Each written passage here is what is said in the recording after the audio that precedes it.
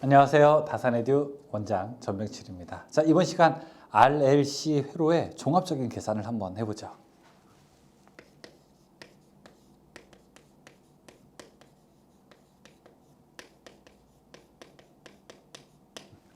자, 앞에서는 R 또는 L 또는 C 이렇게 각각 있을 때를 설명했지만, 근데 실제로 이렇게 각각 있는 경우는 별로 없죠. 예를 들어 모터만 하더라도 이 코일이 감겨 있기 때문에 L 성분이 있고, 그 다음에 이 코일에는 전기를 방해하는 도체이기 때문에 저항 성분이 있게 되는, 그러니까 RLC가 적절하게 다들 이렇게 혼합되어 있는 것을 볼 수가 있습니다. 이번 시간에는 RLC가 서로 혼합되어 있을 때 어떻게 계산하는지 그 내용을 한번 보도록 하겠습니다.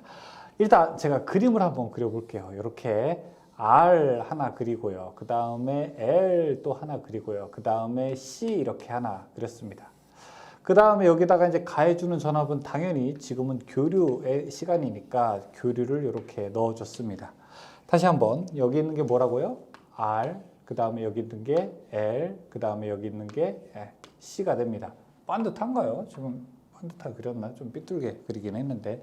자, 그러면은 RLC에서 각각 전기를 방해하는 성분을 한번 볼게요. 전기를 방해하는 성분을 보니까 이거 그냥 R이라고 했고요. 그 다음에 L은 무엇이라고 했어요? 유도성 리액턴스라고 해서 XL이라고 했죠. 그 다음에 이거는 용량성 리액턴스라고 해서 XC라고 이렇게 불렀습니다. 그래서 유도성 리액턴스와 용량성 리액턴스를 합쳐서 우리는 이렇게 X라고 이야기를 했고요. 또 저항과 이번에는 X를 합쳐서 무엇이라고 했을까? 합쳐서 다 임피던스 이렇게 이야기를 했습니다. 어렵죠? 그렇죠? 전체 다 임피던스. 그러면 이 회로 전체에서 전기를 방해하는 성분은 원래 얼마냐? 원래 전류라고 하는 거 I는 어떻게 구합니까? I는 R분의 V죠. 근데 그건 직류일 때 얘기고, 이 교류일 때는 임피던스 분의 V, 이 세 녀석이 다 나쁜 놈들이니까 임피던스 분의 V 이렇게 계산을 해야 됩니다. 교류일 때는요. 그러면은 임피던스는 도대체 얼마가 되느냐? 임피던스는 여러분 이렇게 계산하는 겁니다. 우리가 피타고라스 정리의 이 삼각형 한번 이렇게 생각을 한번 해보죠. 삼각형 생각을 하게 되면 이게 R이고, 이게 유도성 리액턴스, 이게 XC, 용량성, 이게 X, 그 다음에 이게 임피던스 이렇게 되는 겁니다. 임피던스라고 하는 것은요, 임피던스의 제곱이라고 하는 것은 저항의 제곱 플러스 리액턴스의 제곱이랑 같아요. 근데 여기서 만약에 이 제곱을 없애려면은 양쪽에 제곱근을 해주게 되면 루트를 씌울 수 있게 되는 거죠. 그러면은 임피던스라고 하는 것은 루트 저항의 제곱 그 다음에 플러스 X의 제곱 이렇게 놓을 수 있어요. 근데 여기서는 X는 두 가지 종류가 있잖아요. 유도성이랑 용량성. 근데 둘은 서로 싸우는 애들이에요. 사이가 안 좋아요.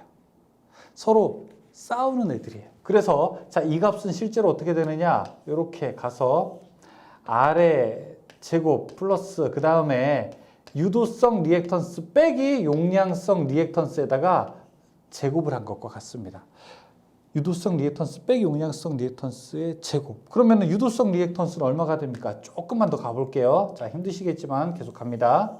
자, R의 제곱 플러스 자, 오메가 L. 오메가 L의 빼기 오메가 C분의 1의 제곱이 됩니다. 힘드시겠지만 한 번만 더 가볼게요. 진짜 이번에 마지막 약속. 자, 임피던스는 루트 R의 제곱 플러스 자, 2파이 FL 마이너스 2파이 FC분의 1의 제곱 이렇게 되는 겁니다. 끝!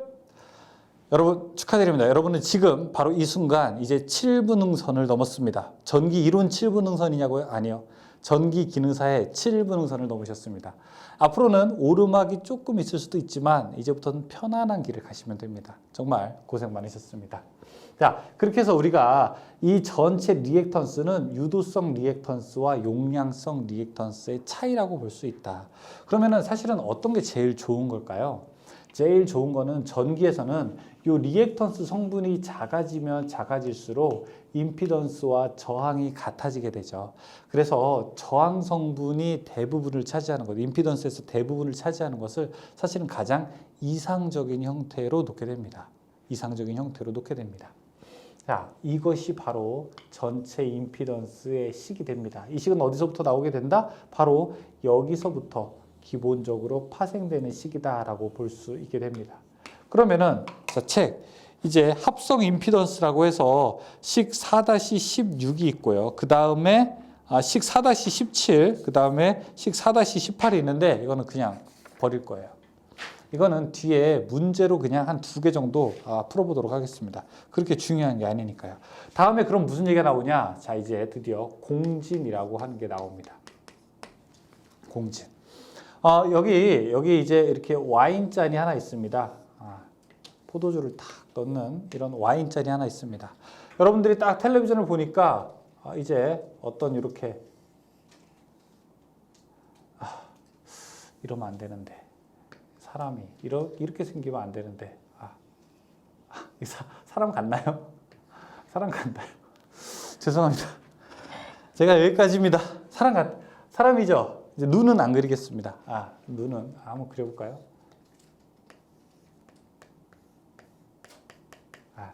괜히 그렸네. 어쨌든 자, 이렇게 사람이 하고 이렇게 소프라노가 막 소리를 지르게 되면 이 와인잔이 막 이렇게 진진진진진 막 진동하다가 짜잔 하고서 깨지는 거, 이런 거 혹시 본 적 있으세요? 본 적 있으시죠? 그거 왜 그런 거죠? 그거 뭐라고 하는 거죠? 그 현상을 어떻게 설명할 수 있겠죠? 현상을 어떻게 설명하죠? 자, 2번째 장면. 여러분들이 그네를 한번 타고 있다고 한번 해볼게요. 여기 그네. 자, 이렇게 그네에 이렇게 그네를 타는 의자가 있고, 자, 여기 사람이 이렇게 자, 2손을 하고 자, 이렇게 앉아 있다고 해보겠습니다. 그네 잡고 있죠, 그렇죠? 자, 그러면은 그네가 어떤 운동을 하게 되냐면 그네는 진자 운동을 하죠.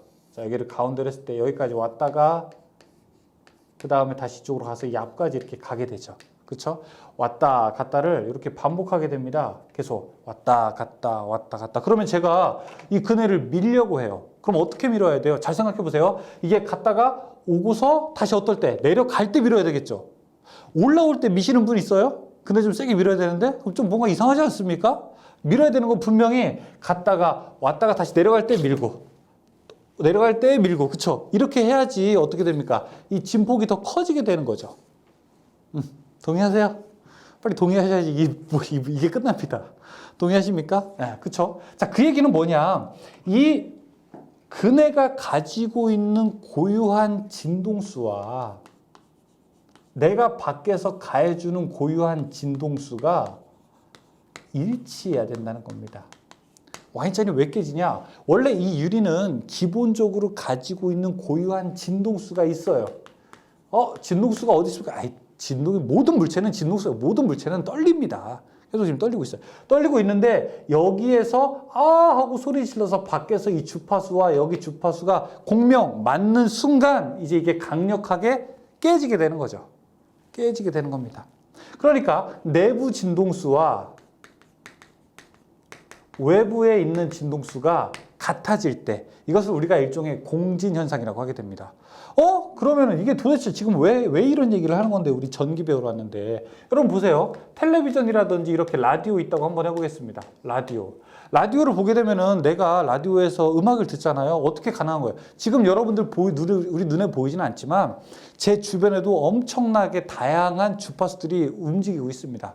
TV 주파, 라디오 주파들이 97.5MHz, 102.9MHz, 뭐 교육 방송, 클래식 방송, 불교 방송, 기독교 방송, 엄청나게 많은 주파수가 있죠. 그렇죠? 그런데 제가 여기서 딱 라디오를 한 대 가져와서 제가 가지고 있는 라디오를 이렇게 슬슬슬 돌리게 되면 특정 주파수로 맞추면 이 공기 중에 떠다니는 것과 공명이 되는 것이 바로 증폭이 돼서 라디오에서 음악이 나오게 되는 거죠. 이해되세요? 그런 걸 우리가 공진이라고 이야기를 하게 됩니다. 여기서도 공진을 이야기할 거예요. 그러면은 공진이 왜 갑자기 나오게 되느냐? RLC 회로에서는 어떤 일이 벌어지길래, 잘 보세요. 저기 RLC가 있다고 했어요. 회로에는 R, 그 다음에 L, 그 다음에 C가 있다고 했습니다. RLC가 있게 되는데 이 L 때문에 방해하는 거를 XL이라고 했고 이 C 때문에 방해하는 걸 XC라고 했어요. 근데 이 XL이랑 XC는 서로 역할이 조금 달라요. 왜냐하면 얘는 얘는 오메가 C고 이거는 오메가 C분의 1이어가지고 자 이거는 2파이 FL인데 이거는 2파이 FC분의 1이에요. 즉 XL 유도성 리액턴스라고 하는 것은 주파수가 커지면은 증가하는 거예요. 자 이렇게 여기가 주파수라고 했을 때 리액턴스라고 했을 때 XL이라고 하는 것은 이렇게 커져요. 주파수가 커질수록 증가해요. 그런데 용량성 리액턴스, XC는 주파수가 커질수록 리액턴스는 어떻게 됩니까? 감소하게 돼요. 이게 XC입니다. 그럼 어떤 순간이 있어요? 두 개가 딱 만나는 순간이 있죠. 임피던스 식에서, 여기 식에서, 자, 이쪽에다 쓸게요.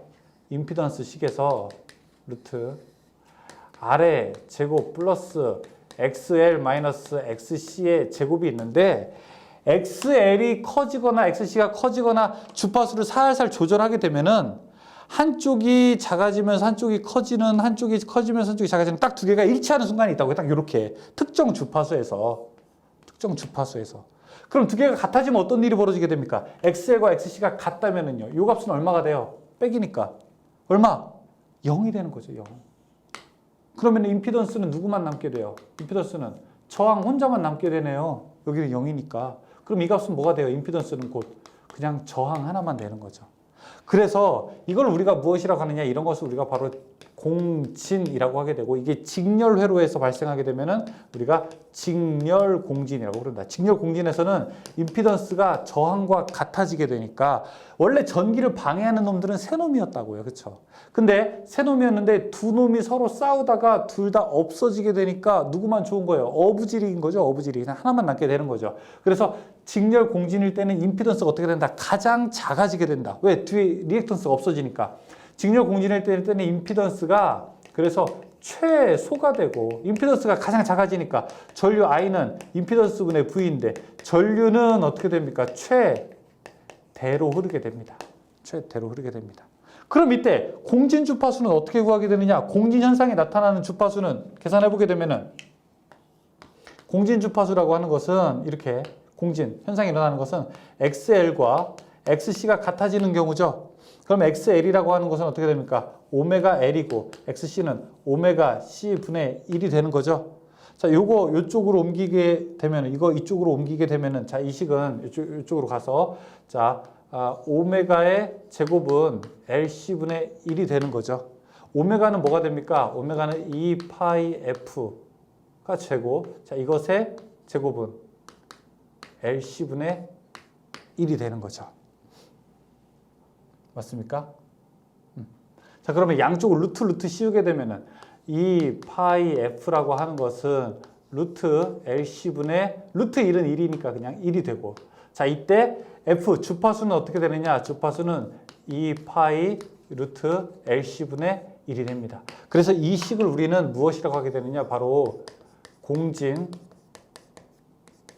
주파수라고 부르게 됩니다. 공진 주파수. 공진 주파수 구하는 식이 그래서 식 4-20에 있습니다. 공진 주파수는 어떤 경우예요? 공진 주파수는 두 놈이 원래 나쁜 놈이 세 놈인데 두 놈끼리 싸워가지고 두 놈이 이렇게 없어진 거예요. 그럼 누구 남게 돼요? 그냥 저항 하나만 남게 되는 특정 주파수입니다.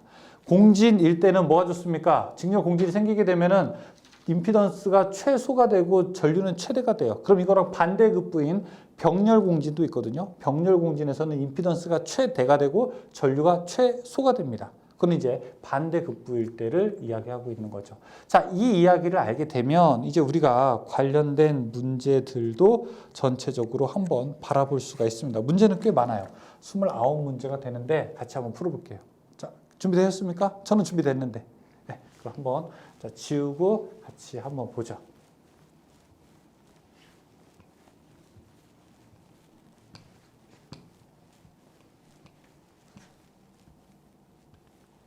자, 문제 보겠습니다. 1번. RL 직렬 회로에서 임피던스를 나타내는 식은 원래 임피던스는 이렇게 식 한번 가볼게요. R의 제곱 플러스 XL 마이너스 XC의 제곱입니다.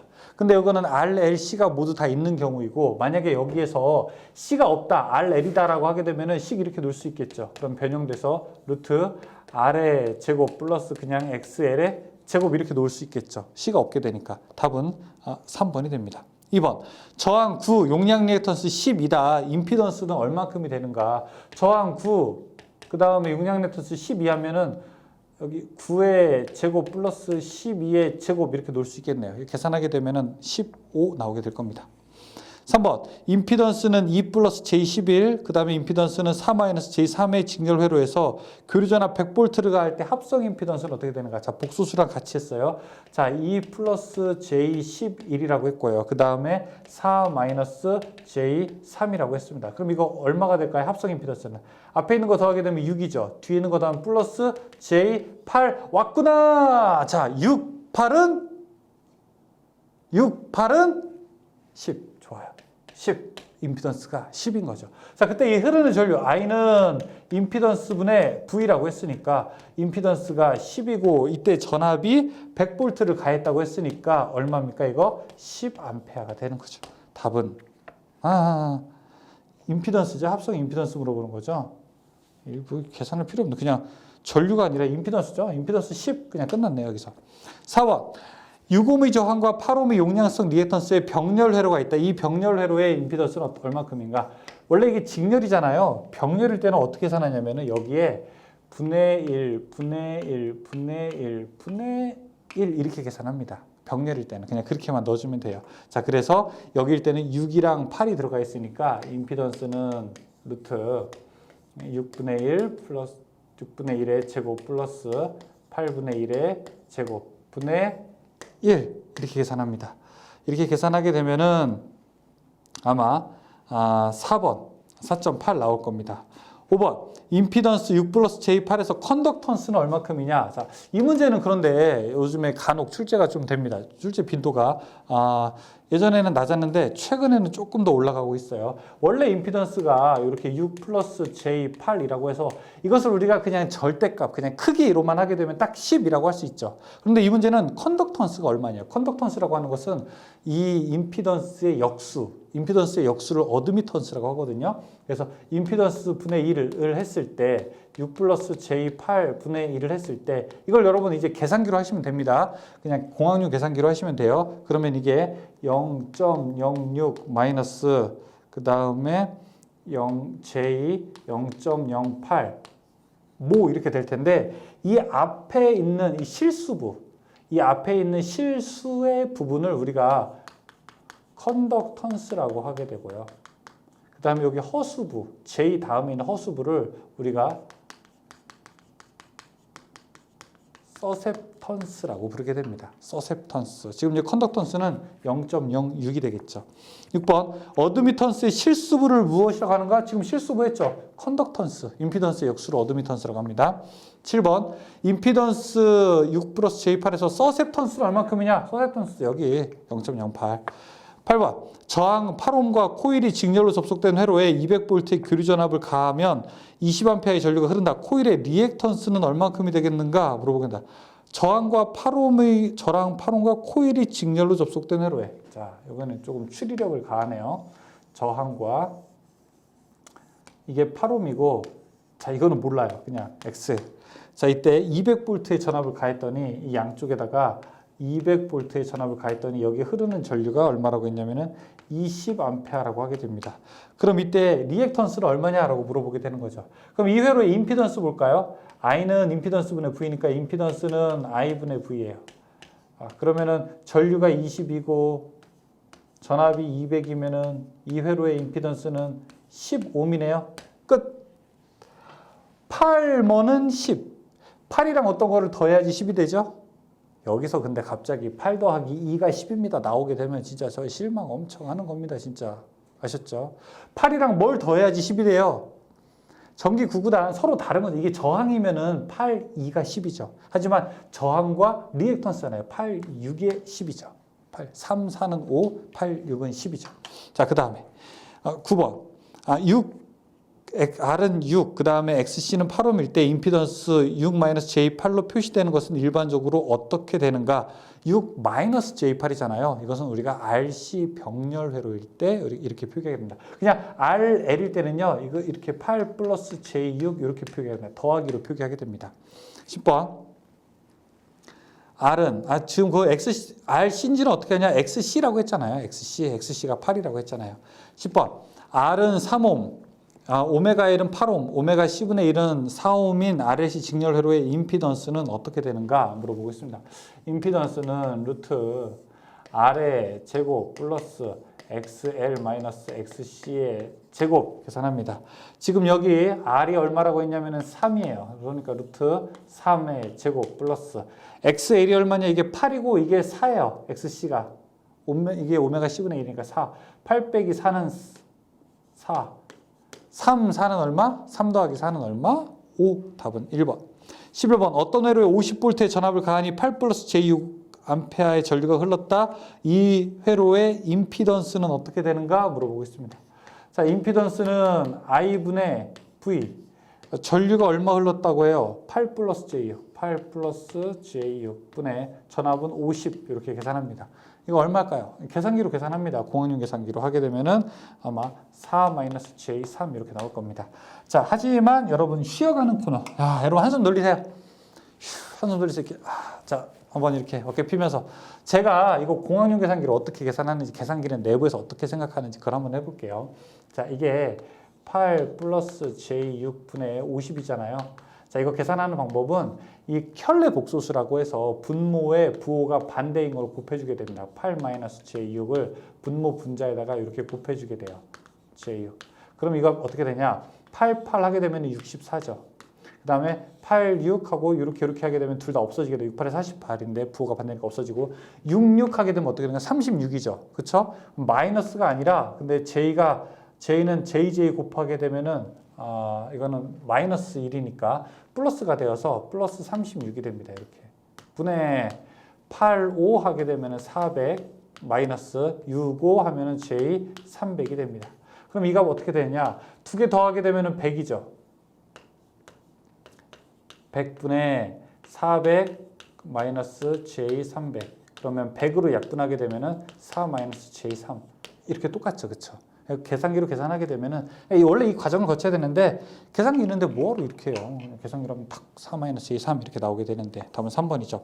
12번 임피던스는 12 플러스 J16과 임피던스 2는 8 플러스 J24가 있다. 직렬로 접속됐을 때 200V를 가하게 되면 흐르는 전류는 어떻게 되는가? 자, 하나는 12 플러스 J16이고 자, 또 하나는 8 플러스 J24라고 하게 됩니다. 두 개 합치게 되면은 얼마입니까? 흐르는 전류 I는 임피던스 분의 V니까 임피던스는 두 개 합치게 되면은 전압은 20이죠. 20 플러스 J 한 다음에 40이 되네요. 분의 전압은 얼마? 전압 200. 계산할 수 있겠죠. 그러면은 2-J4.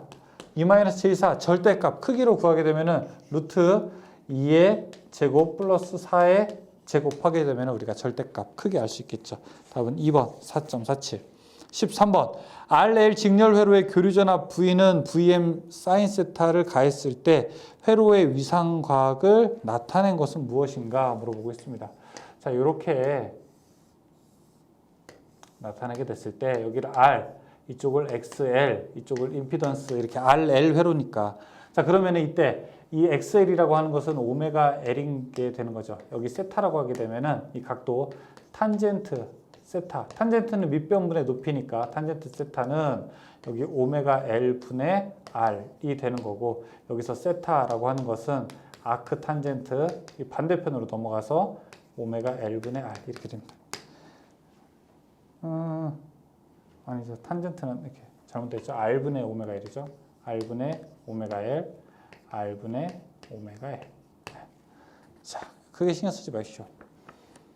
모르는 문제 여러분 넘어가셔도 됩니다. 이런 것들은 그냥 물음표 쳐뒀다가 별표 쳐뒀다가 보지 마세요. 지금은 안 보셔도 됩니다.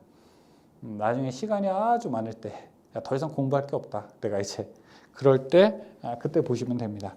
지금부터 너무 이런 거에 스트레스 여러분 이거 하다가 수학책 피면 안 돼요. 절대 계속 저랑 같이 가는 겁니다. 가는 거예요. 14번 저항 3옴 유도리액턴스 3옴의 직렬 회로에 교류 100V를 가할 때 흐르는 전류와 위상각은 어떻게 되는가? 자, 저항 R이 4옴이고 유도리액턴스가 3옴이고 유도리액턴스가 4옴이라고 합니다. 자, 이때 흐르는 전류 I는 임피던스 분의 V. 임피던스는 얼마예요? 3, 4 하니까 얼마? 5. 전압은 100V. 그러면 이거 20A가 되겠네요. 위상각은 얼마가 됩니까? 위상각은 여러분 가로 3cm, 세로 4cm 했을 때 이 각도를 위상각입니다. 이 세타. 전압과 전류의 위상차. 얼마가 될까요? 이거 가로 3, 세로 3에는 가로 3, 세로 3일 때 여기가 3일 때 이쪽이 45도가 되겠죠. 그쵸? 근데 45보다 더 높은 거 찾으면 되겠죠. 답은 4번.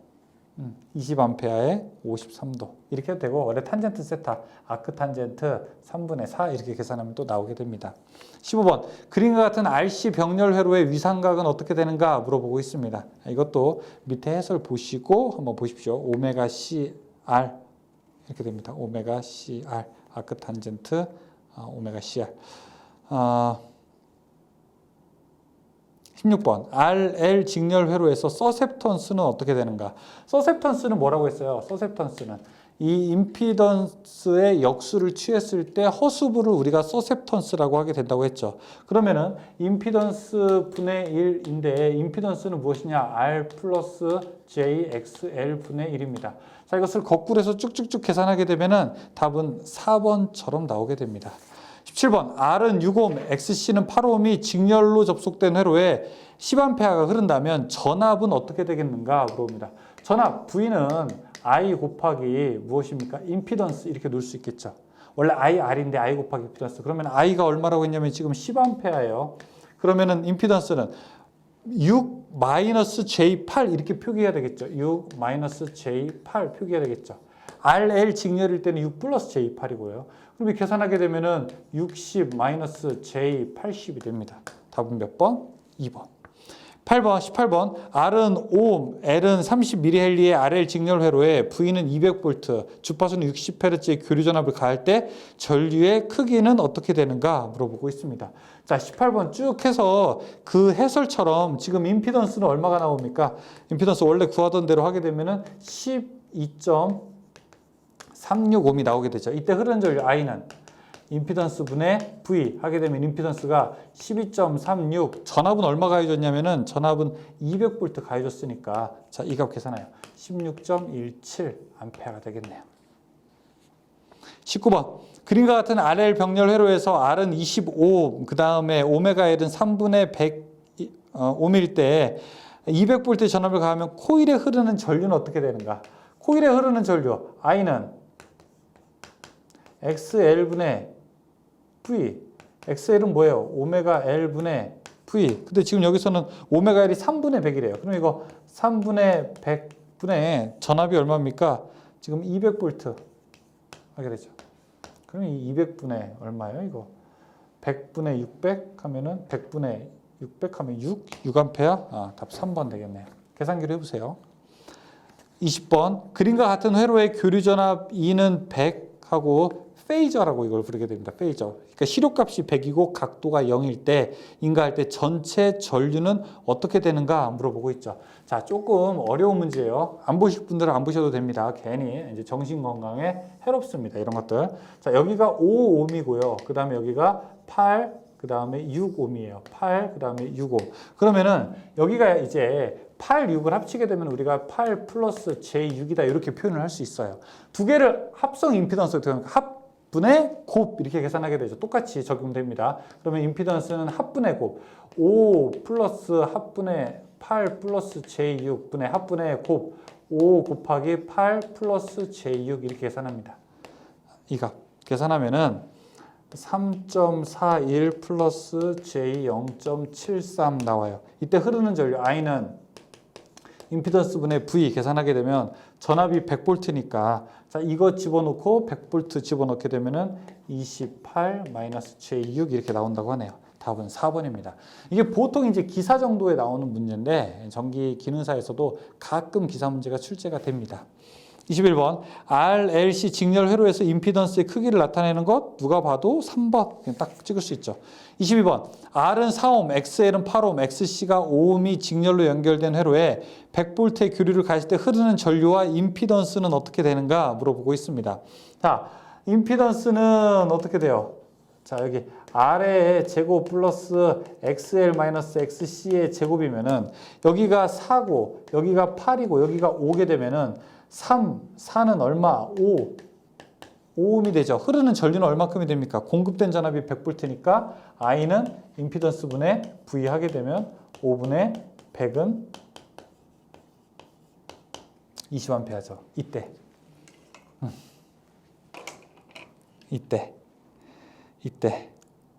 여기에 XL과 XC가 싸웠다고 한번 해보죠. XL은 지금 8ohm이고요.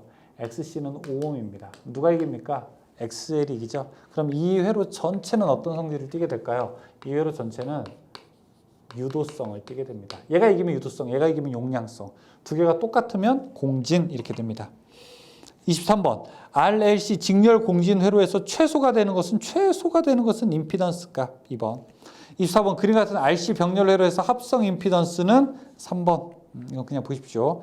25번 직렬 공진 회로에서 최대가 되는 것은 무엇인가? 직렬 공진 회로에서 임피던스가 최소가 되고 그 다음에 전류가 최대가 된다고 했죠. 전류 1번. 26번 다음 중 병렬 공진 회로에서 최대가 되는 것은 자 공진인데 최대 그 다음에 최소 여기 직렬 공진이고 병렬 공진이고 이거 한번 보죠. 직렬 공진에서는 임피던스가 최소가 돼요. 전기를 방해하는 성분이 그러니까 전류는 당연히 최대가 되죠. 병렬 공진에서는요 임피던스가 최대가 돼요. 그러니까 전류는 최소가 되니까 서로 달라요. 근데 우리는 하나만 외우죠. 직렬 공진일 때 하나만 보도록 하죠. 27번 RLC 병렬 공진 회로에서 공진 주파수는 R이든 저기 RLC 직렬이든 RLC 병렬이든 상관없습니다. 그냥 공진 주파수는 2파이 루트 LC분의 1 이렇게 계산합니다. 2파이 루트 LC분의 1. 28번 RLC 직렬 회로에서 전압과 전류가 동상이 되기 위한 조건. 동상이 되기 위한 조건은 바로 공진 상태라고 하는 겁니다. 공진 상태 XL이 XC와 같을 때. 자, 이 얘기는 오메가 L이 오메가 C분의 1과 같을 때. 자, 이 얘기는 오메가의 제곱 LC가 얼마일 때? 1일 때. 이거 똑같죠. 이거 양쪽에 오메가 C 곱해주게 되면요. 오메가 제곱 LC는 1이니까. 29번. 마지막 문제. 저항 30옴, 자체 인덕턴스 50mH, 정전 용량 102 마이크로페럿의 직렬 공진 주파수가 얼마냐? 자, 공진 주파수 가봅니다. 2파이 루트 LC분의 1. 2 곱하기 3.14 곱하기 루트. 자, 이제 길어요. L 값은 50mH. 50 곱하기 10의 마이너스 3제곱 곱하기 C 값은 102 마이크로페럿. 그쵸? 102 곱하기 10의 마이너스 6제곱 분의 1. 자, 이거 1. 이거 여러분들 계산기로 한 번은 계산 한번 해보셔야 됩니다. 한번 해보시게 되면 답 나올 거예요. 70Hz가 나오거든요. 70Hz일 때 XL과 XC가 같아져서 결국 저항만 남고 결국 그때는 전류가 최대가 된다. 그걸 설명하고 있는 거죠. 자, 여기까지 여러분 이제 정말 고생 많으셨습니다. 이제 드디어 7분응선을 잘 넘고 이제부터 저와 함께 평평한 트레킹 코스만 가면 됩니다. 정말 고생 많으셨어요. 여기까지 정말 잘 온 스스로를 잘 이렇게 토닥거려 주시고 위로해 주십시오. 뭐 뒤에가 한없이 평평한 길만 있다고는 말씀드리기 어렵지만 그래도 지금까지 계속 앉아서 공부를 하고 이 강의까지 중간에도 졸립기도 했겠죠. 그렇죠? 얼마나 졸립습니까? 그래도 잘 와주셨으니까 앞으로 조금 더 재밌을 겁니다. 수고 많으셨습니다. 다음 시간에 뵐게요.